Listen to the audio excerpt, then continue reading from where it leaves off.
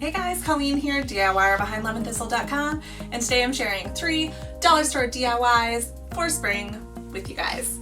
The 3 projects that I'm going to make are this line art floral panel using a wooden canvas from the dollar store, a Easter sign using all dollar store supplies including the stencil made with dollar store stuff, and then lastly this little wreath or wall hanging. I love them all, you guys. I am so happy with how all 3 of them turned out. Like they're all going up in my house. This one will only go up for Easter, but I'll probably keep the other 2 around for a long time. So yeah, let's see how to make them. Before we get into it, if you have not yet subscribed to my channel, I would so love if you did that below so you don't miss out on any more DIY or home decor videos. Alright, so the first project is so simple. I feel even a little bit silly doing a tutorial for it, but I love the way that it turned out. And I have had this tutorial up on my blog in picture format for like a week, and I've already had people send me in pictures that they have made this, so I know it's a fun one.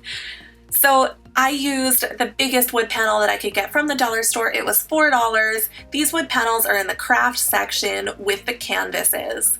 And sometimes they're in a little bit of rough shape, so you need to like scrape off some extra glue or sand the edges a little bit. And then I just used a paint marker and I drew line art florals. So the paint marker that I used is the cheapest one from Michael's. It's not from the dollar store. I had it at home. I didn't go out and buy it. I haven't actually checked the dollar store for paint markers because I always keep stacks of them since I do lettering for wedding signage. So for this one, I chose to use a white marker and I drew my florals and I put it up on my wall and I loved it. But after walking by it for about a week, I thought, oh my gosh, I can't even really see the flowers in every light. It's like weird the way the white should stand out from the wood, but it doesn't really stand out enough. So I went over it with a black paint marker, same kind I think as Craft Smart brand from Michael's. They're just like the most affordable acrylic markers. It's important that whatever marker you choose an acrylic one. The oil markers just kind of run into the wood. So I went over it with the black. You don't even notice the white lines behind it, and I'm so happy with it.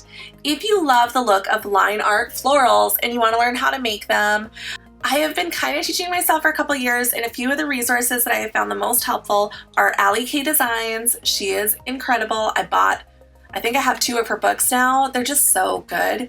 So I'll link those down below. And then I also found a YouTube channel here that I thought was really helpful. I didn't actually follow any of her tutorials, but I peeked at them because I wanted to find something that was easy for you guys to check out right now. So I'll link that below as well. All right, next up is this boho-ish modern wreath alternative. I use the term wreath pretty loosely here because it's not a circle, but I sure love it and it looks amazing on my door.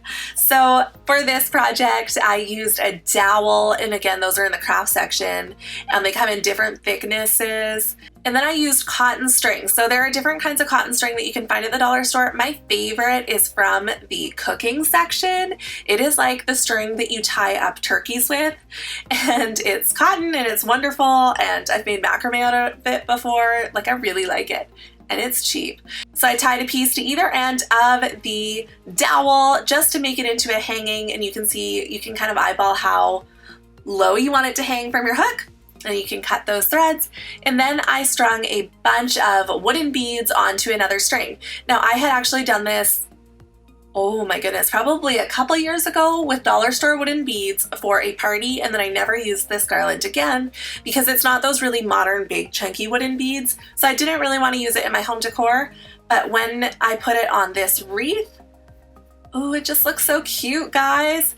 And so then I also did a tassel using the string as well, and I made this tassel at the same time as this wooden garland.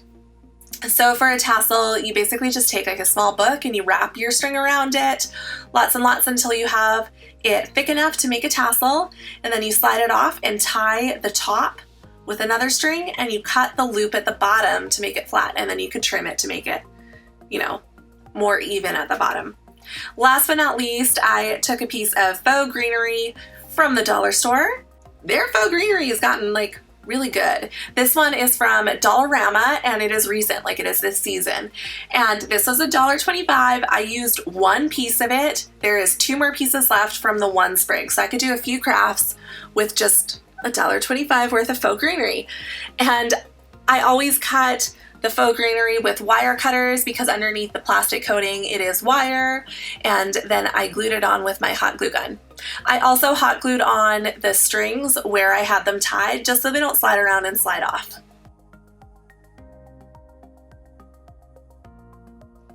All right, last but not least, I used another one of these wooden panels. I sure love these. You could use the back of it so it has almost a framed look, or you could use the front that has this kind of wood canvas look that I am using for this project. So I would normally use vinyl for this to do a stencil like this, but I wanted to do it like as a dollar store DIY. So I went and grabbed this shelf liner. This is from the kitchen section in the dollar store. It's $1.25. You get a whole roll of it, and I drew out a bunny rabbit and cut that out for a stencil. So I did freehand it, but I will include a link to a printable template for a bunny rabbit that I drew a couple years ago for some Easter projects, and you could print that out and you could use that to trace onto your transfer paper. But once that is cut out, you can peel off the backing and stick it directly onto your wooden canvas. I stuck mine in the bottom left corner of the canvas because I knew I wanted to add some words to the top right hand corner of my canvas. So make sure you smooth it in really good so the paint doesn't really seep through the edges of the transfer paper. I think I probably could have done a little bit of a better job with that, but I mean, considering that I made this really quickly and with just a few dollars of supplies, I am so happy with it. All right, so once that is stuck on there real good, the next thing that you want to look at is adding a phrase to the top. I found these cute wooden letter cutouts in the craft aisle at the dollar store. Again, the only thing that I would make note of is that there is not 2 of every letter, just some letters. So depending on the phrase that you want to say, you might want to buy a couple packages just so you can play a little bit more. I was gonna make a longer phrase here and I just couldn't find all the letters. So I switched it and I said Easter joy. And when you have all your letters lined up, you can either use double-sided tape, which I also find in the crafting section of the dollar store, or you could use a hot glue gun. Once those are all glued or taped down, then you can go and you can paint all over your canvas. So the paint that I used is one that I had at home. It's not from the dollar store, but you can use any craft paint. Any craft paint that you either have or that you found at the dollar store to keep this as a true dollar store DIY. So get it all over those letters, look at it from all 4 sides so you get it in all of the grooves. And when you're painting over a stencil, make sure that you paint from inside the stencil towards the rest of the surface so that you're not pushing your bristles up against the edge of the stencil to get paint underneath them. That will just help make sure that you don't have any leaks of paint under your stencil or your rabbit sticker in this case. While it is drying, you can go ahead and you can make yourself a pom-pom. There are so many different kinds of yarns that you can get from the different dollar store. I buy most of my yarn from the dollar store because I don't do like knitting or crochet. I just use it for crafts and it's perfect for that.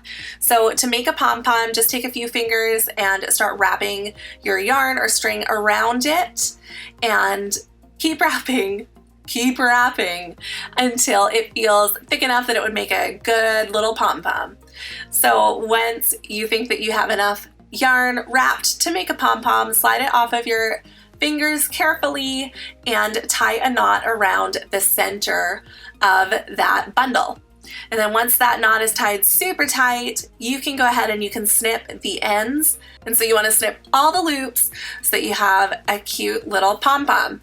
And if you're finding that yours isn't perfect, like mine was not, then you can trim the edges to make it a little bit more round and a little bit more like that typical cute yarn pom-pom that I know you've probably seen on Pinterest.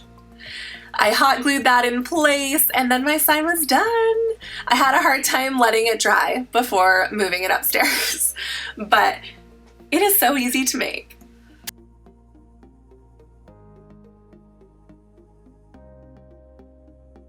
Thank you so much for watching. I hope that you enjoyed this video. If you did, make sure to give it a thumbs up and subscribe so you don't miss out on any more DIY or home decor videos. And as always, if you'd like to be notified about new videos, make sure to hit that bell.